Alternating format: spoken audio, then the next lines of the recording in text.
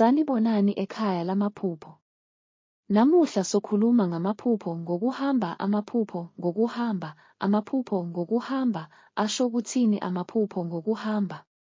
Lokhu kuhlanganisa amabhanoyi, amabhayisekili, izikebhe, amabhasi, izimoto, ukugibela amahhashi, amamephu, imikhumbi, amatekisi, izitimela nokuhamba ngezinyawo. Amaphupho ngebhayisekili. Uma uphupha ukuthi uhamba ngebhayisekili, kuwuphawu oluhle iwesimilo sakho. Kusho ukuthi uzokwenza izinqumo ezilungile ukuze uphumelele empilweni.